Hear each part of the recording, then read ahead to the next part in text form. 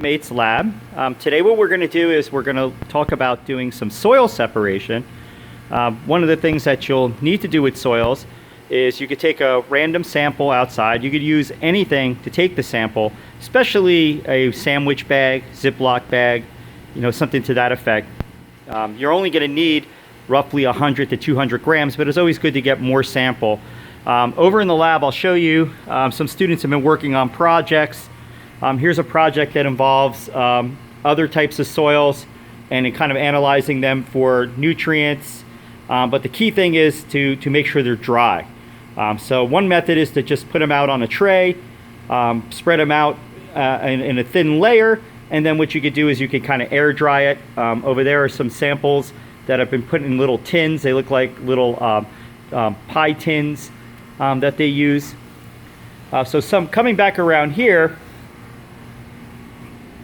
one of the important parts of drying your samples would be to use some type of oven. So this is a drying oven, and what you do is you could take a certain amount of your sample, put it into one of these tins like we have right here, and then you could put it in the drying oven for 24 hours. You try to keep it anywhere between 125 and 140 degrees Celsius, and that's good enough to get rid of some of the moisture. So what we're going to do is, the goal is to take your sample and break it down into something called particle sizes. So one of the things that we use is the Wentworth scale for grain size determination. And on the scale, it breaks the soils down into sands, silts, and clays. But when we're looking at different particle sizes, especially when we're here in the coastal area, we're looking at a lot of sand. So sand could be classified as very coarse, medium, and then you can get fine, and then down to very fine, and below that is silt, and it's harder to kind of separate out silts. So one of the things that you do is grab your sample, put it into one of these trays. We put it into the drying oven in here, and then you could take your sample, place it into the oven, close, and then you can dry it. After you're done with that, now you can kind of analyze it for particle size. One of the things we do is sometimes we sort it by gravimetrics, where we put it into maybe 15 mLs into a little tube, and then we can kind of have it settle down and sort it that way. Another way that we do it is take at least 100 grams that we would mass here on an analytical balance. Put your sample in, you mass it, and you would use this set of pans called sieves. The neat thing about the sieves are they're broken down into different screen sizes that you could use. So if I take the top off, which is here, they're actually brass, you could see there's different sizes, and as I keep taking them off, the mesh gets smaller and smaller, and the mesh relates to those particle sizes on the Wentworth table that I showed over here. So we have these set at different screen sizes so that we can collect coarse sand, medium sand, and then very fine sand. Once again, it's really difficult to collect silt. We may get some remnants in the bottom called the pan, but that is a little bit more difficult. The other thing you notice is that I have the sieve sitting on some type of folder. That's because they are brass and can scratch the table as you kind of move them along the table. Folders are important too, and we'll take that step in a few minutes as to why. Another simple way to do it is you could use plastic sieves. We have this small sieve set, and I'll try to zoom out a little bit here, where you could put different size mesh screens in between at different layers, so they fit right into the slots here. And then you could take your sample and put it through and kind of handshake it, and then in each compartment you would get different particle sizes of the soil. And like I said, in our area we deal a lot with sand. When we're using the sieve, we would then say we mass this out and we ended up with 100 grams. So I'm just going to put it on here on our analytical balance. I'm going to zero it out. There we go. And then what I'm going to do is I'm going to put approximately 100 grams in. If this actually takes 100 grams, there it goes. going to be right at it.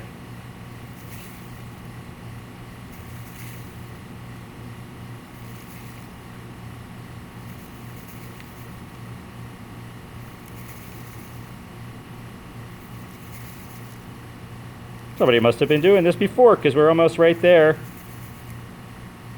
It's like a cooking show. All right, so we're close to 100 grams. We'd add a little bit more to that.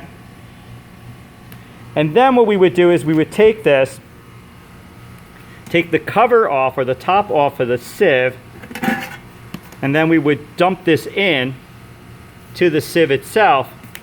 And then we would take this sieve set over to a shaker so that we could, I'm going to come back around, and there's our incubator there. We're going to go over to this. This is called a Cascade Shaker, and the brand is called Rotap. It's a company that makes these shakers, and what it does is it takes your sample that's in here, and what I'm going to do is I'm going to take this component off. There's a little arm on the top that goes up, and what I'm going to do is I'm going to try to hold this here and put this in. Now I had this pre-adjusted. You can adjust it. There's some bolts on the side, and we have an adjustable wrench to adjust it. But once you put it in, you can put it in this designation like that. That fits in. There's a little cork on the top. You'll see why that's important in a minute. And the shaker fits in there really well. And I'll come back up here, put this arm down. And now if I step back, you can see how it sets up in there. So I'm going to run this, and I generally run sand for about 5 minutes if it's totally dry. I'm just going to give you the feel for it. So I'm going to use this down here as a little timer, and I'm not going to run it very long because we're just kind of demonstrated it. Hits start, and what's going on is it's actually shaking the sample side to side, and that little bar on the top is kind of moving it up and down. So once we're done, it'll tell you it's done. You get a little bit of a beep sound. Come back up here, take the top off.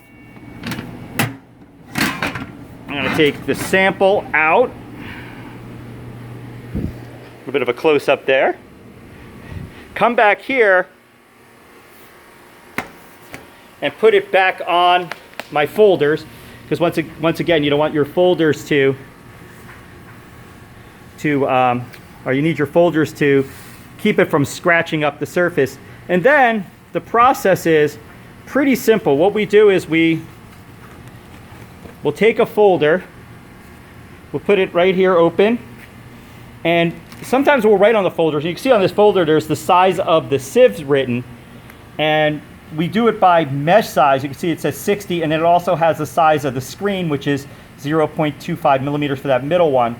And each of the different sieves have a different sieve size. So they did it according to like the 60 and so forth. So you can label them. And then what we'll do is we'll take the lid off of the Cascade Shaker. And then one by one, we'll take each of these off. And here's the top, let's just say if it had something. And we put it down. And that helps to get rid of any of the sand that's in there. We'll put this to the side, and then you could close the folder up and then put it into an empty massing boat that you would have put on tare, on the balance, and weigh each one. So you'll actually break the sieves down all the way, one by one, massing each of those individual components, so you know how much the particle is. And I'm going to take this off here, and this would be with the end point. You'd get to what we call the pan, and the pan would have whatever's less than the last sieve size you had. So a lot of times we have very fine, and sometimes this could actually contain silts. And then what we'll do is we'll just do the same with that, and then you take those remnants and you put them into an empty massing boat on the balance.